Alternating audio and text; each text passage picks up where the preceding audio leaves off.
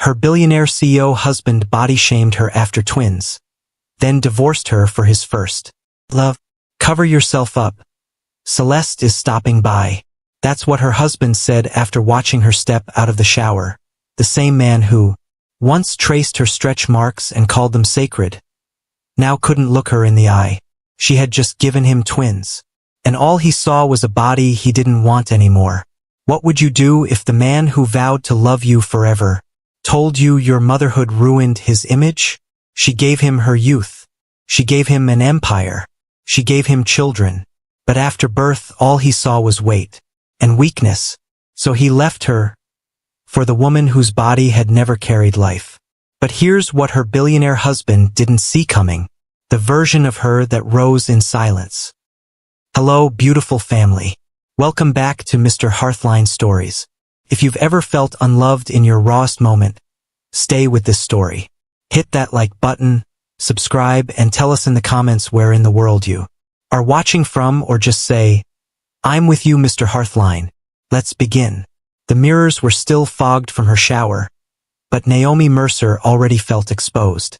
She pulled the towel tighter around her midsection, avoiding the mirror as long as she could. But the fog began to clear, slowly, cruelly, and revealed what she already knew. Her body had changed. She wasn't who she used to be. Not to him. There, across her belly, were the stretch marks that hadn't faded. Her hips were wider, her breasts heavy from months of nursing twins. She stood barefoot on cold marble tiles, silently, willing herself not to cry again. The voice echoed in her head.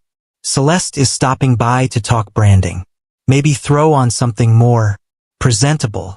Her stomach clenched. The name alone was enough to ruin her day. Celeste. The one he almost married in college. The one he just stayed friends with. The one who somehow became his co-founder.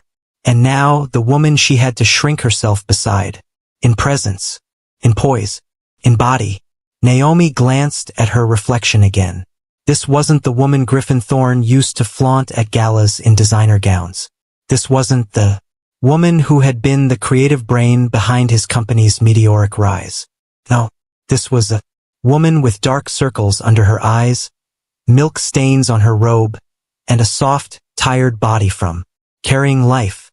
This was the woman Griffin stopped looking at. He didn't yell. He didn't rage or slam doors. Griffin never had to raise his voice to break her down. He stood at the edge of their bed in perfectly tailored slacks, shirtless, scrolling through his phone like it was a board meeting. His tone? Flat. Emotionless. Final. I'm moving into the Tribeca loft. Naomi blinked. Just like that? You can stay here for now, he added. Until you figure out whatever this is. This? She echoed, her voice barely above a whisper. Griffin looked up. His eyes flicked over her like she was a spreadsheet he didn't need to finish. You're not yourself, Naomi, and I've got too much going on to carry this heaviness. Heaviness. She almost laughed. Almost. Not rage. Not betrayal. Just quiet detachment. He didn't even pack. Didn't even look back as he walked out, leaving behind a woman who had built his brand, carried his name, and borne his children. The twins were asleep. The city lights blinked in the distance. Naomi sat at the kitchen island, wearing a robe she hadn't changed out of all day. Her untouched cup of tea had long gone cold. She opened her phone. Not to Instagram, not to texts, but to her notes app. She scrolled up through drafts she never posted. Half-written captions, ideas for reels, branded. Posts from a life that no longer fit her. Then she closed them all. Instead, she typed a name. Elijah Reyes. Lily had whispered it to her 1 week earlier while folding baby clothes in the nursery. He's not cheap, Lily had said, but he doesn't flinch at billionaire egos. Back then, Naomi wasn't ready. Now she had nothing left to protect but herself. Elijah Reyes speaking. His voice was deep, clear. No legal tone. Just calm. Naomi swallowed. Hi. I was referred by Lily Mercer. I'm going through a divorce. And I have kids. Twins. Pause. Do you have representation yet? No. Just, she trailed off. Just tears. Another pause. Then, come in tomorrow. 10 a.m. bring everything. Even them. Especially them. She stood in front of the mirror again. Her body still bore the aftermath. Soft, tired, worn. But her eyes? They looked different. Tomorrow she'd be walking into a law office with a twin stroller and a spine trying to remember how to stand. She didn't know what the future held. But Griffin had made one thing clear. Whatever she wasn't what he wanted anymore. But maybe, just maybe, it could be the version she finally accepted. The silence after he left was the loudest thing Naomi had ever known. There were no slammed doors. No bitter voicemail. No final words that could replay like a chorus in her head. Just silence. Griffin had packed nothing. Not a toothbrush. Not a pair of socks. It was as if he wanted her to feel like he didn't need anything from her anymore. Not even closure. And he succeeded. For the first few days, Naomi moved through the brownstone like a houseguest in her own life. Every corner whispered of who they used to be. The couch still smelled like his cologne. The wine glasses still sat beside the cheese knives she'd bought for their last New Year's party. The one where she'd fallen asleep on the couch while nursing Silas, and Griffin stayed out till 2. With Celeste, talking expansion strategy. She remembered the way he looked at her when he got home that night. Not angry, just disappointed. As if motherhood had made her small.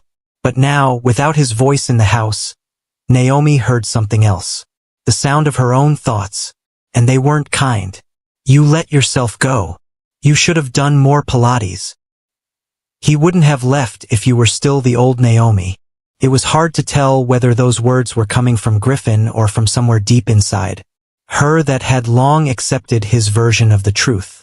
Naomi didn't eat much. She drank coffee that went cold. She changed diapers on autopilot. She smiled at Sage when she giggled, but the smile never reached her chest. Every part of her felt hollow. The twins were the only sound in that house. Soft coos, occasional cries, the rustle of tiny socks against blankets. That, and the occasional ding of her phone. Griffin never texted. Not to ask about the twins. Not to check if they needed anything. Not even to say he'd arrived at the Tribeca loft. She received a single email from his assistant. Moving forward, please route all financial questions to Meredith. Griffin will not be available for personal communication. That was it. Not even a direct line from the man she had given everything to. Naomi stared at that email for hours. She wanted to delete it. Wanted to forward it to Lily and add a string of curse words. But she didn't. She archived it. Just like she had archived everything else that used to make her feel like she mattered. By the 5th day, Lily showed up unannounced. She didn't knock. She used the spare key Naomi forgot she had given her. Where's your robe? Lily asked gently, stepping into the kitchen. Naomi shrugged. You haven't showered today, have you? Naomi stared at the microwave. I haven't done anything today. Lily took a deep breath, then walked over, gently pulling Naomi into a hug. You need to stop letting this man live rent-free in your reflection. Naomi didn't answer. She couldn't. Lily pulled back and looked her square in the eyes. Call Elijah Reyes. Naomi sighed. I already did. Lily blinked. You did. I'm meeting him tomorrow. Lily's shoulders dropped in relief. Good. That's good. Naomi hesitated. What if I'm not strong enough for this? Lily stepped closer again. Then let him be strong with you. You don't have to show up ready for war. Just show up. That night, Naomi bathed the twins slowly, letting her hands linger longer on their skin. Sage squealed when she poured warm water over her hair. Silas kicked and cooed at the floating bath toys. She smiled genuinely this time. They were hers. She may have been abandoned by a man she trusted, but these two little souls? They hadn't gone anywhere. They reached for her in the dark, clung to her when startled, cried for her voice and her arms. She was still needed. That counted for something. After putting them to sleep, Naomi walked into her bedroom and opened the closet. The fancy gowns were still there, silks and satins with their designer labels and memories stitched in. The pre-baby Naomi wore them with grace, her heels clicking beside Griffin at gala events and boardroom openings. But she didn't touch those tonight. Instead, she reached for a simple black wrap top and a pair of clean jeans that still fit, barely. She laid them out for the morning. She didn't know how the meeting with Elijah would go. She didn't know if her case was strong, or if Griffin had the upper hand. She didn't know if the legal system would care that he made her feel like a burden, not a bride. But she was going, not as the old Naomi, and not as the one Griffin discarded. She was going as the woman still standing, even if barely. And that was a start. The stroller wheels clicked softly against the polished floor as Naomi pushed her way into the downtown office building. Her hands were trembling, but her chin was lifted.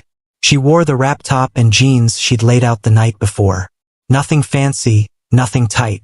Just enough to say, "I showed up." The receptionist looked up from her desk, eyes briefly glancing at the stroller before offering a polite smile. "Ms. Mercer." Naomi nodded. "He's expecting you. Suite 410. There's a private elevator to your right." Naomi whispered a quiet thank you and turned the stroller toward the lift. Sage was already drifting to sleep. Silas was wide-eyed, chewing softly on the corner of his stuffed giraffe. She exhaled slowly as the elevator rose. The door opened directly into a minimalist office suite. Glass walls, warm wood accents. No coldness. Felt more like a home library than a corporate office. And there he was. Elijah Reyes stood from behind a dark wood desk as she entered. Tall, clean-cut. His suit was fitted but not flashy. His expression was unreadable until his eyes landed on the twins. And then, he smiled. Not the forced kind she was used to. It was soft, real. "Naomi?" he asked, his voice warm. "Yes." She didn't know where to stand. She looked down at the stroller like it would answer for her. I didn't have anyone to watch them." Elijah stepped around his desk, crouching beside the stroller. "Hi," he said gently, speaking directly to the babies. "I'm Elijah.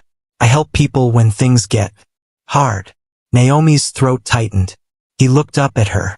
"Would it be all right if we talk here in the open? Or would you prefer a private lounge? There's a small corner room where they can nap if you like. It's quiet." Naomi blinked. "There's a room for babies?" He gave a soft shrug. "I've had a few mothers come through here. Learned to make space." Something broke loose in her chest. She followed him down a short hall to a cozy room with a rocking chair, a fold-out mat and a discreet camera on the ceiling. "I can hold your bag while you settle them in," Elijah offered. Naomi hesitated, then handed him her bag.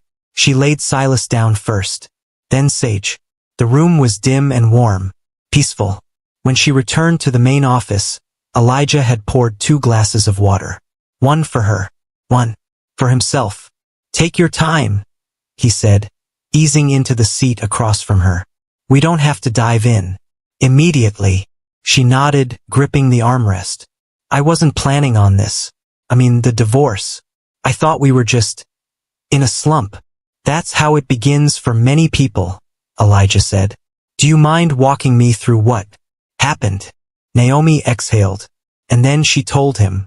She told him about the months after giving birth, the comments Griffin made, the distance that grew, Celeste's sudden reappearance, the cruel comparisons, the morning he moved out, without packing, the email from his assistant.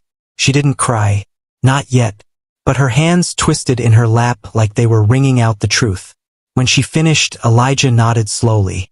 "Do you have any documentation? Screenshots, audio clips, statements about asset movements?" "I started saving things after Lily told me to," she said quietly. "Emails, texts. I have voice notes from meetings where he made comments I think matter. And I have a copy of the prenup." Elijah didn't blink. "Good. You think we have a case?" "I think," he said, leaning forward, "you have more strength than you realize. and I don't lose sleep over men who think they can disappear and leave nothing behind but paperwork. Naomi felt something catch in her breath. This man didn't talk like a lawyer. He talked like someone who knew. She stared at him for a moment. What made you start taking cases like mine? Elijah's jaw flexed slightly. My mother. She went through it. Left with 3 kids, no assets, and no voice. I became the thing I wished she'd had in the room. Naomi's eyes glistened. Why didn't you advertise that on your website? He gave a half smile. I find the right ones find me anyway. She didn't say anything. But in that moment, sitting across from this man with warmth in his voice and justice in his bones, Naomi didn't feel like a case. She felt like a person again. The conference room was colder than it needed to be. Not in temperature, but in energy. Naomi sat with her hands folded tightly in her lap, trying not to fidget. Her blazer still had the price tag tucked discreetly under the hem. She'd bought it the day before with trembling fingers, standing in the dressing room at a discount boutique, wondering if it made her look competent. Or just desperate. Across the table sat Griffin. Polished. Relaxed. His lawyer, some shark from a firm with initials for a name, flipped through a folder with performative calm. Naomi tried not to look at Griffin directly, but out of the corner of her eye she could see his posture. Leaned back. One ankle crossed over the other. He looked like he was closing a deal, not attending a mediation with the mother of his children. Elijah sat beside her. Cool. Still. Present. But there was fire in his eyes. He didn't smile. Didn't joke. He waited for the formalities to pass, then leaned forward, folding his hands on the table. Let's begin, he said, voice steady. The opposing counsel wasted no time. My client believes this matter can be resolved efficiently. He's willing to offer 6 months of transitional support, a 1-bedroom property in Queens, and shared custody of the children. The prenuptial agreement makes asset division simple. Naomi said nothing. Elijah's brow didn't move. I'm sure you read the addendum to that prenup, Elijah replied. The clause about family, expansion and asset reevaluation. The other lawyer nodded. We read it. Then you know it requires a recalculation of equitable support, considering the arrival of twins. And it voids the cap on housing benefits. The man cleared his throat. We believe that clause was circumstantial. Elijah's voice didn't rise, but it sharpened. Law doesn't move on belief. It moves on ink. Griffin finally looked up. Naomi, he said, the first time he'd said her name in weeks. No one's trying to be unfair. We just don't want this to turn into a circus.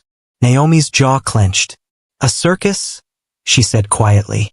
You walked out without packing a single item. You've spoken to me, through your assistant. You made comments about my body in meetings. And now you're worried about a circus. Griffin glanced at his lawyer. I was under pressure, he said, tone dismissive. The company was going through changes. Elijah leaned forward again. We have timestamps, emails, calendar overlap with your co-founder, including bank transfers from the joint account to a shell entity tied to her name. The other lawyer paled slightly. Griffin sat up straighter. That was a business arrangement. With Naomi's money? Elijah asked. Silence. Elijah turned to Naomi. Do you need a break? She shook her head. For the first time in weeks, she didn't feel like running. She felt like reclaiming. I'm fine, she said, eyes fixed on Griffin. His mask cracked for just a second. You're weaponizing your emotions, he said. Naomi didn't blink. No, she said calmly. I'm remembering who I am. There was a stillness in the room. The kind that makes people sit up straighter, that forces everyone to hear the words without interruption. And in that moment, Naomi didn't just take back her seat at the table. She took back her name. Naomi sat on the floor of her bedroom, surrounded by papers, old receipts, screenshots, and thumb drives labeled in Lily's handwriting. She wasn't just grieving anymore. She was preparing. It started with a screenshot. A message from Celeste that Griffin forgot to delete from a shared tablet. Naomi hadn't even been looking for it at the time. But once she saw the line, "Don't worry, babe. Once the transfer's done, she can have the house. I'll give you better anyway." It became a ripple, one she couldn't ignore. Elijah had given her a list. If it made you feel uncomfortable, screenshot it. If it made you question your worth, print it. If it made you feel invisible, write it down. At first, she felt foolish compiling things like audio from meetings where Griffin interrupted her, mid-sentence, or body-shamed her through veiled jokes. But Elijah had insisted. Humiliation is a form of control, and control is evidence. By the end of the week, Naomi had filled 3 folders. The financial records were the strongest. Celeste had been dipping from a shared business account registered under Griffin and Naomi to fund her own startup. The transfers were disguised with vague labels, but Naomi had built the branding structure for that company herself. She recognized the payment trail. Lily helped her label everything, spreading folders across the kitchen island like battle plans. "You sure you want to do this?" Lily asked gently. Naomi nodded. "I have to." At their next meeting, Elijah opened the files and scanned through. "You did more than I expected." Naomi shrugged. "I was watching him longer than I realized." "You kept records of things most people don't even notice," he said. "I think part of me always knew he was getting ready to leave. I just didn't want to believe it." Elijah looked up from the files. His eyes weren't pitying. They were respectful. "Let's make sure he regrets underestimating you." Naomi felt the steel rise in her spine. The mediation hearings stretched on for weeks. Griffin and his team tried to make her look emotional, unhinged, impulsive. They tried to reduce her role in the company, tried to downplay the impact of postpartum health on her daily life. But every time they brought up something petty, Elijah brought facts, documents, deposits, deleted texts she'd recovered from an old iCloud backup, tax statements that contradicted Griffin's claims of generosity. The court took notice, especially when Naomi submitted her own statements, well-written, detailed, factual. Not dramatic, just real. On one page, she'd written, "My body changed to make room for life. I shouldn't be punished for that. I should be protected." Even the judge paused to reread that sentence. By the 3rd week, Griffin's demeanor had shifted. He no longer leaned back in his chair. He didn't make snide remarks. Celeste had stopped attending altogether. Outside the courtroom, investors had started pulling out from their joint venture. Quietly but noticeably, word was spreading in the industry. Nobody wanted to be tied to a man who discarded the woman who built his brand and bore his children like she was a marketing campaign gone stale. Elijah never gloated. He just kept the momentum moving forward. When Naomi started to question herself, he always said the same thing. "Don't fight to win. Fight to reclaim." And she did. The final day of mediation arrived like a quiet storm. No warning, no drama, just a calendar reminder on Naomi's phone and a sudden tightening in her chest. She dressed the same way she had for every meeting. Simple blouse, clean jeans, fresh face. But this time she added one thing, her wedding ring. Not to keep it, to give it back. The courtroom wasn't loud. No gavel banging, no shouting. Just papers shuffled, lawyers murmuring, and the weight of years being reduced to terms and conditions. Griffin looked worse than he had before. His jaw was tight. There were bags under his eyes. His confidence had chipped away session by session. And today it was barely holding. The judge reviewed the documentation slowly. Elijah remained calm, still, unshaken. After reviewing the terms of the prenuptial agreement, the postnatal impact, and the submitted evidence of joint asset misuse, the judge began. The court finds in favor of the petitioner, Naomi Mercer. Naomi didn't react immediately. The words hadn't landed yet. "You will retain sole custody of the children, the brownstone, and continued spousal support for period no less than 5 years. The clause requiring financial review post-childbirth will be honored." Naomi blinked. 5 years. sole custody. The home she had carried 2 lives into would remain hers. Griffin sat frozen, eyes fixed on the table. "Is there anything you'd like to say, Mr. Thorne?" the judge asked. Griffin's lawyer touched his arm, but Griffin didn't move. He finally shook his head. No. It was the first honest thing he'd said in months. The paperwork was signed in silence. Naomi stood and gently slid her wedding ring onto the table. Griffin looked at it, then at her. She didn't need to say a word.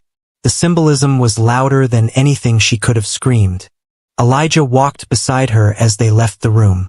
Once they reached the hallway, Naomi finally exhaled. "Is it over?" she asked. Elijah looked at her, his voice low and certain. For him? Yes. They stepped out of the building.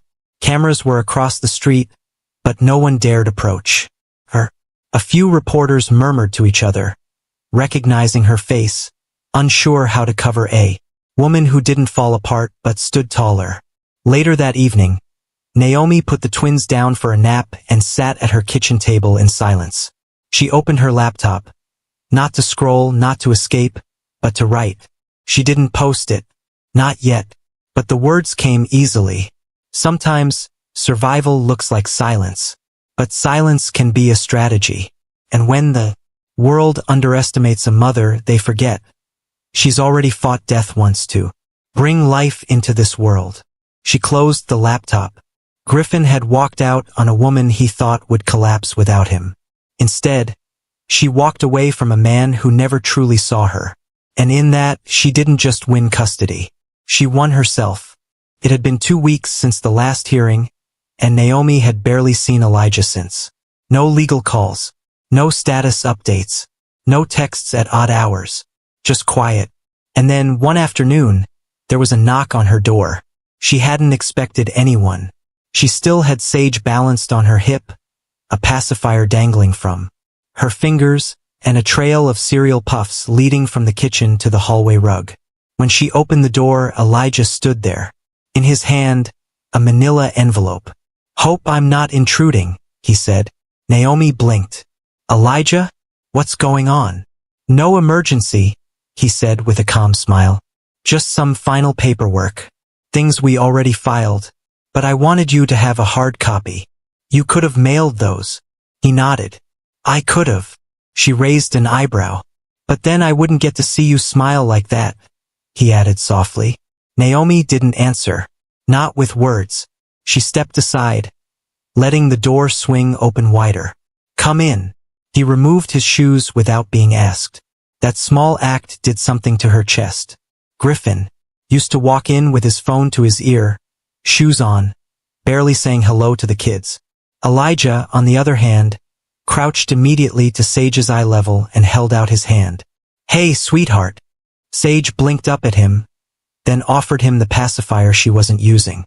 "She doesn't give that to just anyone," Naomi said, amused. "I'm honored." She led him to the dining table, where the clutter of baby life was still in full swing, bibs, wipes, bottles, a few board books stacked beside unpaid bills. He didn't judge the mess. He took a seat like he belonged there. Naomi tucked her curls behind one ear, suddenly aware of her oversized t-shirt and cotton shorts. She hadn't expected company, but something about Elijah's presence made her not care. She poured him a glass of water, even though he didn't ask. "You really could have mailed those." "I know," he said again gently. He took a sip of the water and leaned back. "You look different," he said. "Different how?" "Lighter. Like your shoulders finally remembered how to drop." Naomi smiled faintly. "It feels strange not fighting anymore. Almost like I'm waiting for something bad to happen just to prove I'm not safe yet." Elijah shook his head. "It's not strange. It's trauma." She went quiet. He reached across the table, not to grab her hand, but to slide the envelope closer. "You're free now. And that deserves a chapter with no footnotes from him." Naomi looked at the envelope but didn't open it. Her eyes stayed on his. "Is this the part where you say goodbye? Is that what you want?" "I don't know." "Neither do I," he said. "But I know I didn't come here just to drop off paper." They held that moment in silence. And for the first time since the day she met him, Naomi wasn't looking for protection. She was looking for presence. And he was right there. The twins were finally asleep. Naomi tiptoed back into the living room where Elijah was still seated, his jacket now draped over the chair behind him. He looked up when she entered, eyes soft, like they had been waiting for her to come back. She sat across from him slowly, folding one leg under the other. No pretense, no filters, just her. "You sure you're not anyone's attorney anymore?" she asked with a playful smirk. He chuckled low. "Not yours. That's a shame." "Why's that?" "Because I was starting to like the sound of you defending me." Elijah leaned forward. "I still would." Naomi's eyes held his for a moment, then dropped to his hands, broad, calm, rested on the table.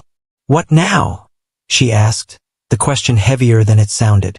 "That depends," he said. "What do you want now?" Naomi bit her bottom lip. "I want to stop second-guessing whether I'm still beautiful." His voice didn't flinch. "You are." She blinked, caught off guard by the immediacy of his answer. "No hesitation?" "None." She looked down. "You haven't seen all of me. I don't need to see more to recognize what's already present." Naomi stood slowly, unsure where the sudden surge of bravery came from. She walked over and stood in front of him, bare feet, loose t-shirt hanging mid-thigh, hair uncombed from the day. He looked up at her, not with hunger, but with patience. She reached down and took his hand. Elijah rose, tall and steady. They didn't rush.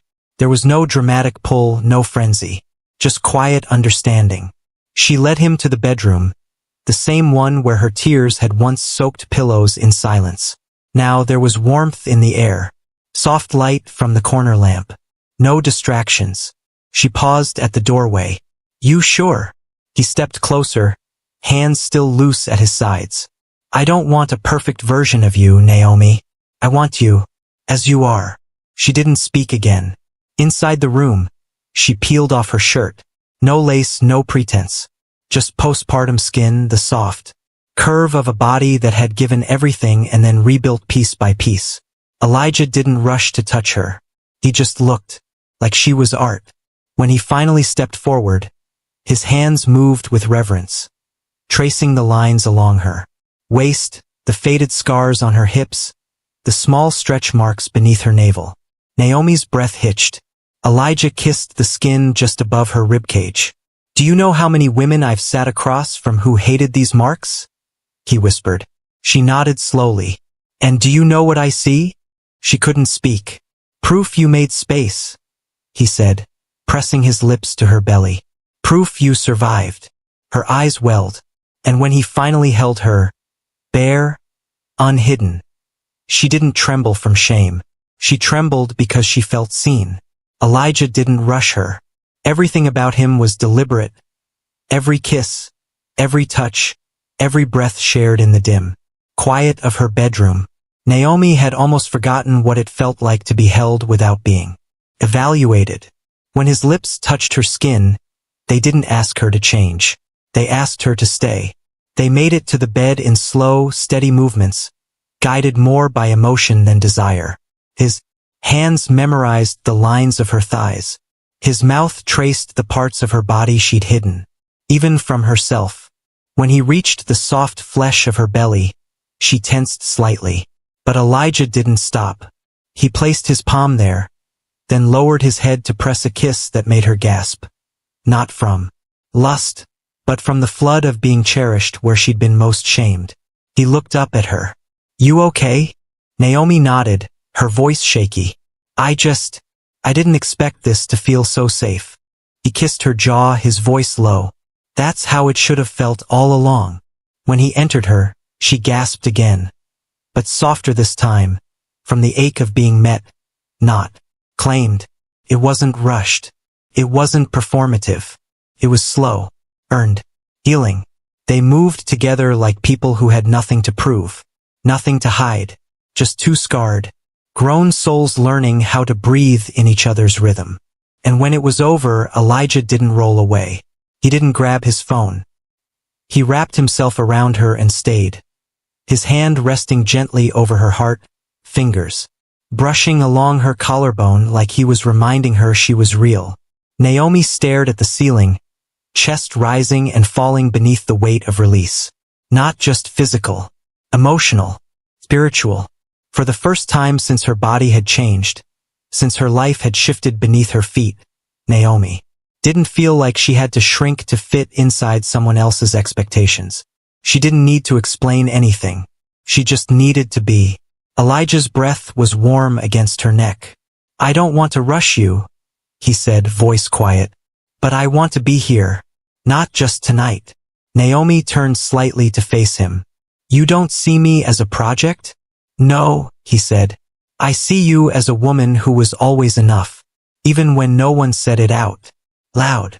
Naomi buried her face into his chest, and for the first time in a long time, her tears weren't born from grief. They were a quiet thank you, the kind that doesn't need words. The morning light filtered through the curtains, soft and golden. Naomi sat at the small desk in the corner of her room. The twins were still asleep. Elijah had left, early, quietly, leaving a note on the kitchen counter. "Call me if you need anything or nothing at all." She hadn't written anything in months. Not since before the divorce. Not since her last campaign pitch was overshadowed by Griffin's new creative team, which, ironically, meant Celeste doing all the talking while Naomi made the slides. But now, her fingers hovered above the keyboard with purpose. She didn't need permission anymore. She opened a blank document and just began typing. Not about branding. Not about trends or strategies. She wrote about her. The real her. About the mornings she sat in the closet with tears running into the collar of her nursing bra. About the nights she fed 2 babies in the dark while pretending not to hear Griffin's footsteps down the hall away from her. She wrote about how the silence became louder than words. About how shame can wear a woman down before the world even notices. And about how she found her way back to her reflection without asking for anyone's applause. The words spilled out like a pulse. Unfiltered, honest, alive. She didn't overthink it. She didn't reread it. She posted the entry anonymously on a small blog forum she once followed during pregnancy. The title? "The Body I Live in Now." She closed the laptop and went about her day. By the time she checked the blog that evening, there were over 200 comments. Some were simple. "Thank you. I thought it was just me. I cried reading this." Others were longer. Women telling their own stories. Women who had been called unrecognizable after childbirth. Women who had been left, dismissed, rebuilt. The next morning, her inbox was full. A mother-run podcast invited her to speak. A small health brand wanted to partner with her on a self-worth campaign. A woman's circle in Brooklyn asked if she'd host a session about body dignity after betrayal. Naomi stared at the emails in disbelief. She hadn't posted a selfie, hadn't used hashtags. She didn't tag anyone or promote a product. She had just told the truth. And somehow that was enough. She texted Lily a screenshot. Lily replied instantly, "Sis, you're rising." Naomi smiled, then looked in the mirror. She wasn't in makeup. She hadn't showered yet. But her eyes? They held something new. Not just light. Direction. Naomi adjusted the microphone clipped to her collar as she sat across from the podcast host. Was her first public appearance since the divorce. Not as Griffin Thorne's wife. Not as the quiet strategist behind a tech mogul's brand. But as herself. "Take your time," the host said, offering a reassuring nod. "You don't have to perform here. Just share what's real." Naomi inhaled slowly and leaned forward. "I used to think worthiness was tied to visibility," she said. "To how many people clapped when I entered a room. But then I became a mother. Then I was left. And then I had to find out who I was when no one was watching." The room went still. Behind the glass, the sound tech froze mid-adjustment, eyes fixed on her through the window. Naomi continued. "I wasn't broken after the twins. I was becoming. But the people around me, especially the one who promised to love me, didn't recognize that version of me. And instead of asking me who I was becoming, he left. The host's eyes glistened. And what about now? She asked. Naomi paused. Now? She smiled faintly. Now I recognize myself again. And I'm not interested in shrinking to be lovable. I'm interested in expanding to be whole. That clip alone went viral within 24 hours. Not because she was famous, but because she said what so many women were afraid to say. She wasn't trying to inspire. She was telling the truth. A truth people weren't used to hearing in polished marketing campaigns or curated influencer posts. Soon, she was invited to panel events, brand meetings, women's conferences, but this time on her terms. She said no to sponsorships that wanted to edit her captions. She turned down features that asked her to include before and after pictures. She refused to let anyone twist her story into a self-improvement commercial. Elijah attended one of her live interviews. He sat in the back of the room, arms folded, watching quietly as Naomi answered a question about how she handled shame. I stopped carrying what he dropped, she said, and I picked up what was mine. Instead, grace, voice, power, and joy. When the session ended and the crowd began to disperse, Naomi found Elijah standing off to the side. You were brilliant, he said. She raised an eyebrow. You don't think I'm being too open? He shook his head. You're not telling your story. You're setting others free. That night, they went out for dinner. Nothing fancy, just a local mom-and-pop spot around the corner. Naomi didn't wear makeup. She didn't wear heels. And yet, the way Elijah looked at her across the table, you'd think she was in diamonds. You keep showing up, he said quietly. Naomi tilted her head. So do you. He smiled. Only for the rare ones. The late afternoon sun filtered through the living room curtains, casting a soft gold across the carpet where Silas and Sage were playing with stacking cups and wooden animals. Elijah sat on the floor with them, legs crossed, gently bouncing a squealing Sage on his knee, while Silas giggled and tried to feed him a plastic carrot. Naomi stood in the kitchen, arms folded, watching the scene unfold like it belonged to someone else, because this wasn't something she ever thought she'd have again. A man on the floor, not above the noise. A home filled with laughter that didn't feel like a performance. A peace that came without apology. You want to try, Mama? Elijah called out, holding up a rubber giraffe as if it were an Olympic trophy. Naomi chuckled and walked over, lowering herself slowly beside them. Sage immediately crawled toward her, arms open.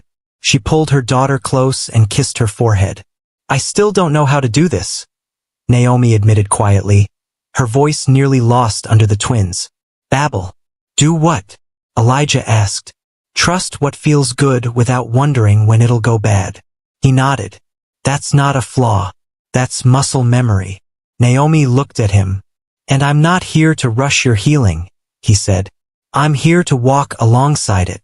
Silas suddenly tossed a cup in the air, catching them both off guard.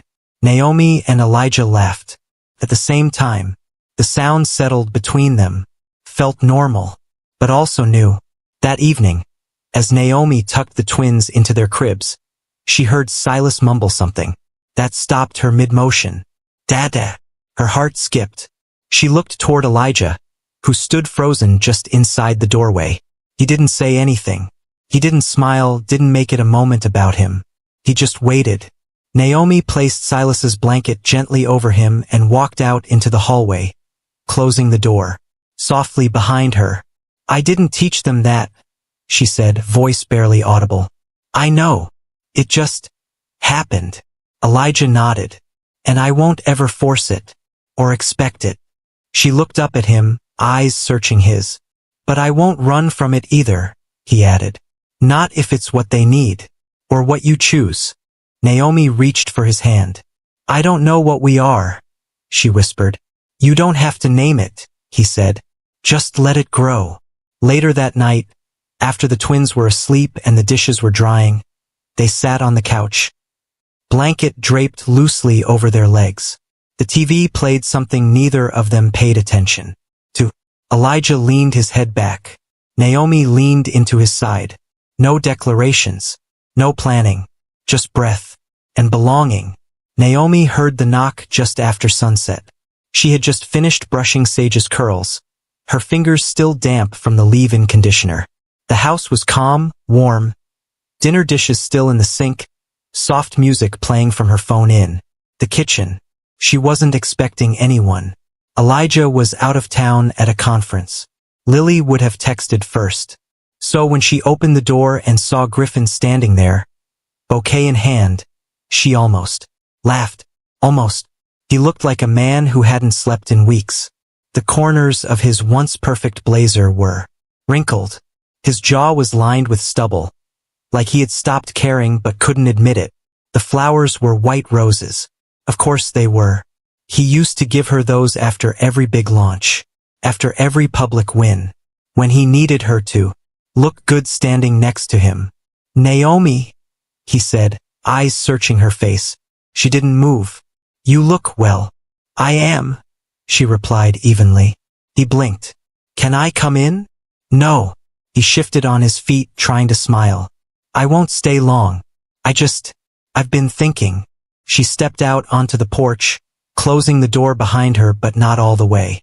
"I heard about Celeste," she said calmly. "She left," he admitted. "Took half the company with her. My lead investors pulled out after the filings went public. The merger's dead." Naomi nodded. "I figured. I was wrong about you," he said, his voice softening. "I didn't know how much you held everything together until it all fell apart." "You didn't want to know," she replied. He swallowed hard. "I read your book," he said. "All of it." That surprised her. But she didn't show it. "I remember who you were," he added. "I don't," Naomi said, her voice like a calm current. "I only remember who I am now." Griffin looked down, then back up at her, the weight in his eyes heavier than before. "I was selfish." "Yes," she agreed. "I let you carry everything. You dropped me and the weight I carried," she said. "And you didn't even look back." He nodded, ashamed. "I came to say I'm sorry." Naomi looked at him. The man who once demanded she be smaller, softer, less visible, now standing in front of her, wilted roses in hand, trying to find a version of her that no longer existed. "I appreciate the apology," she said. "But I'm not the woman you remember." He nodded again, slower this time. "You look happy," he said. She didn't deny it. "I am." Griffin lowered the bouquet slowly, like it suddenly became too heavy for him to carry. "I don't expect anything," he said. "I know I can't undo what I did." Naomi crossed her arms, leaning slightly against the frame of the door. "But you still showed up." He gave a small nod. "I just needed to see you. I needed to say it in person." She glanced at the roses again, so familiar, yet so hollow now. "You used to bring those when you wanted me to smile through disappointment," she said. Griffin winced. "I didn't realize how much I depended on your silence." "You didn't just depend on it. You demanded it," she said, her voice steady. "Every time I cried in the shower. Every time I turned down a meeting because you said my body didn't fit the brand. Every time I wore shapewear under a hoodie just to avoid your comments." He didn't try to defend himself this time. "I read the part in your book," he said quietly. "About the day I moved out. About how I didn't pack a single thing." "You didn't," Naomi replied. "I left like it was a meeting I didn't want to reschedule," he said, voice cracking. "And I hated who I saw in those pages." Naomi tilted her head. "Then maybe those pages weren't for you." He blinked. "I didn't write it so you could feel guilt. I wrote it so I could feel free," she said. Griffin looked down, then back at her. "I know you love someone else now." Naomi didn't flinch. "I do." "Does he know everything?" he asked, motioning toward the house behind her. "He knows the ugly parts," she said. "And he doesn't try to rewrite them." Griffin nodded slowly, taking in every word. "I don't want to come back," he said. "I just needed to see with my own eyes that you're okay. That you're whole." Naomi gave a small smile, not one of comfort, but of clarity. I am. He held out the bouquet one more time, not pressing, just offering. She took it not because she needed it, but because it no longer held power over her. Goodbye, Griffin. He stepped back. You loved me once. She nodded. Yes, but now I love someone who never asked me to be less. He swallowed hard, then turned and walked down the steps. Naomi stood there for a long moment, the night air wrapping around her like armor. Then she opened the door, stepped back inside, and closed it without looking behind her. The weight was gone, not because he apologized, but because she no longer needed him to. Naomi stood for a long moment in the entryway, fingers brushing the petals of the white roses she hadn't asked for. She walked to the kitchen and dropped them in a vase. No trimming, no arrangement, just placed like a symbol that no longer needed ceremony. She glanced down the hallway where her twins were asleep, then to the soft light spilling from the living room. Elijah sat on the rug, back to the couch, a book half open beside him. He looked up as she entered, his smile warm and unbothered. Everything all right? He asked. She nodded, exhaling slowly. He came. Elijah's expression didn't change. And he apologized. Elijah nodded once. Did he try to win anything back? No, she said. Not really. She crossed the room and sat beside him. Her body leaned into his with the kind of ease that only came after being broken and put back together gently. He said I loved him once. Elijah looked at her. Naomi turned her head until their foreheads nearly touched. And I told him I do love someone now. Someone who never asked me to shrink. Elijah didn't reply with words. He just closed the small space between them and kissed her, slow and certain. The kind of kiss that asked nothing and offered everything. When they pulled apart, Naomi whispered. He used to fill rooms with his ambition, but you fill silence with safety. Elijah brushed a curl behind her ear. You're not a woman who needed fixing. You just needed space to grow. She smiled. And now I've taken all of it. That night, as they tucked the twins in, Silas reached up and called Elijah's name. Not Dada. This time, but Lijah, clear and sweet. Naomi froze. Elijah just crouched down and kissed the boy's forehead. I'm right here, buddy. After the twins drifted off, Naomi stood in front of the hallway mirror. She studied her body, not through shame, not for flaws, but as a home that had held so much. She felt Elijah's arms wrap around her from behind, his chin resting lightly on her shoulder. You see her yet? He asked quietly. Naomi's eyes stayed on the mirror.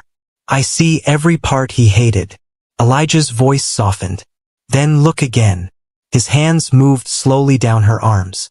This body held court in a courtroom. This body carried 2 lives. This body made space for healing. She swallowed hard, the reflection growing blurry through tears. He knelt behind her, kissing the backs of her knees, then higher. The mirror caught it all, her trembling, his reverence, the kind of touch that worships without claiming.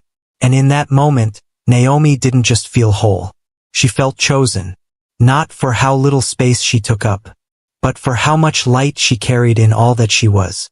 The kettle clicked off in the kitchen. Naomi didn't move right away. She stood barefoot by the window, wrapped in her robe, watching the soft swirl of morning mist settle over the city. Below, joggers passed, coffee carts whistled. Life continued, but inside her home, felt like hers now. No longer a stage for appearances or a retreat from confrontation. Just space. Real, lived in, and warm. In the living room, Elijah was asleep on the couch, one arm dangling off the edge. A blanket kicked halfway down his legs. His chest rose and fell steadily, the calm in his breath echoing the peace that had settled over everything. Sage stirred first. A soft whimper through the baby monitor. Naomi padded down the hall, her steps quiet, practiced. She scooped her daughter up and held her against her chest, swaying gently. Sage's cheek pressed to her robe, thumb finding its way to her mouth. Shoo! Naomi whispered. not out of fear of waking anyone, but just as a melody for the moment. When she returned to the living room, Elijah was awake, sitting up, rubbing sleep from his eyes. "You should have let me get her," he said, his voice gravelly. "I didn't mind."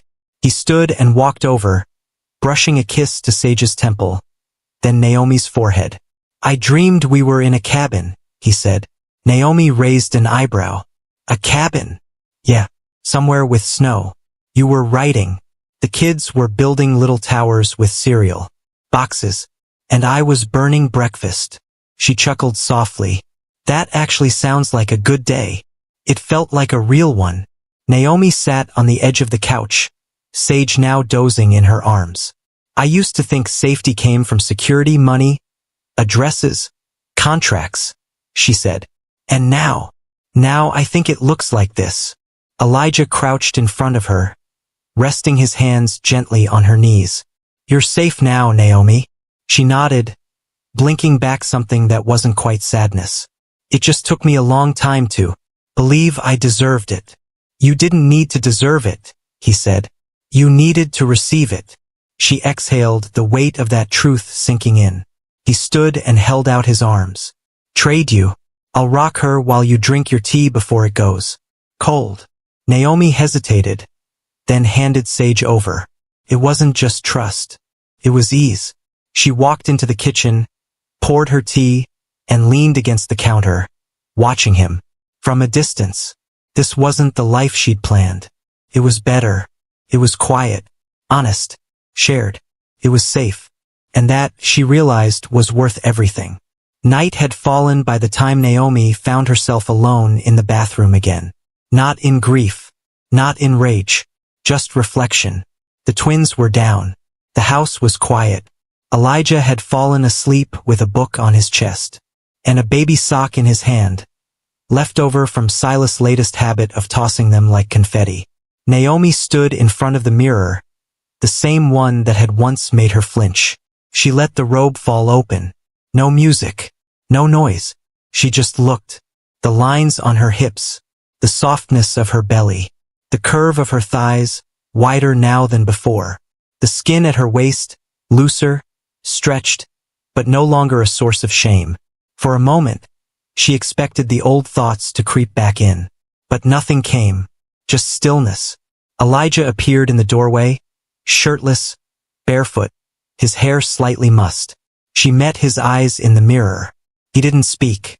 He walked toward her slowly, wrapped his arms around her from behind, and rested his hands on her waist like it was instinct. "You're staring again," he whispered. "I am. What do you see?" "I'm not sure yet." He lowered his head, his lips grazing the curve of her neck. "Can I tell you what I see?" Naomi nodded. Her voice caught somewhere between breath and emotion. "I see power. I see softness that survived fire. I see skin that carried generations." His hands moved gently, never rushing, never grabbing. Just holding. Naomi closed her eyes for a moment, then opened them again. Her reflection hadn't changed, but she had. "Every time I used to look here," she said, "I saw everything he walked away from." Elijah kissed the hollow beneath her ear. "And now I see everything I reclaimed." He turned her gently to face him, not the mirror. "You don't owe anyone the version of yourself that suffered to be loved." She smiled, slow and deep. "I'm starting to believe that." Elijah reached for her hand, lifted it, and placed it over his heart. "You never needed fixing. You needed someone to reflect the truth back to you." "And this?" Naomi asked, motioning between them. "This," he whispered, "is the truth." She looked back at the mirror one more time. Her body hadn't changed, but her gaze had, and for the first time she didn't need permission to feel beautiful. Naomi woke to sunlight pouring through the bedroom window, a warm beam stretching across the sheets like a soft ribbon of invitation. Elijah was already up. She heard him in the kitchen, his low voice making up a silly song, the twins laughing between phrases. She pulled on a robe and padded down the hall. In the living room, Sage was in his arms, Silas on the rug surrounded by scattered puzzle. pieces and half-stacked books. Elijah looked up when he saw her, his smile wide. Easy. Morning, Mama. Naomi leaned in the doorway, watching them with a quiet awe. This, she said, was never part of the plan. That's why it works, he replied. After breakfast, Naomi sat at her desk with a fresh cup of tea and opened her inbox. 3 new podcast invites, a national magazine requesting an interview, a publisher offering a multi-book deal, all from telling her truth, all from owning her voice. She took a moment before replying to any of them. Instead, she opened a blank page and wrote a single sentence. They told me I had to be smaller to be loved, but I built something bigger the moment I stopped listening. That line became the opening to her second book. Later that afternoon, Elijah returned from the grocery store with the twins in tow. Naomi met them at the door, laughing as Silas handed her a squished banana and Sage tried to put stickers on her forehead. Elijah leaned in and kissed her without needing a moment to set the bags down. This still feel real to you? He asked. More than ever. That night, after the twins were down and the house quieted, Elijah lit a single candle by the bedside table. Not for mood, not for show, just to make space. Naomi stood in front of him, no robe, no apology. He took his time again, tracing her with his mouth, memorizing her like scripture, like home. When he lowered to his knees and kissed the skin beneath her navel, she didn't flinch. She closed her eyes and let go. Not of grief, not of anger, but of the last lingering belief that she had to earn the right to be adored. When she finally opened her eyes, she saw herself again. Not in a mirror, but in him. And in the softness of that moment, Naomi whispered 3 words she hadn't said since her old life ended. I'm not afraid. The next morning, they dressed the twins, loaded the stroller, and stepped out onto the front steps of the brownstone, her brownstone. A neighbor waved. A child across the street shouted a hello. Naomi pulled on her sunglasses, her curls blowing gently in the breeze, and turned to Elijah. Ready? She asked. He offered his hand. Only if you lead. She took it, and walked, not toward a new life, but into her own. Because what Griffin once abandoned in pursuit of image, Naomi turned into legacy. And this was her empire. Hello, my beautiful Mr. Hearthline Stories family. If this story touched something deep in you, if you've ever had to rebuild your worth after someone tried to shrink it, share your story in the comments. Let the world see that healing isn't weakness, it's power.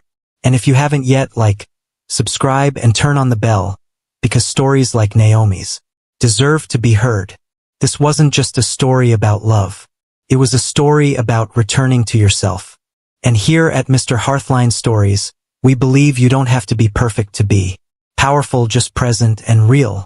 Until next time, family, stay strong, stay seen, stay whole.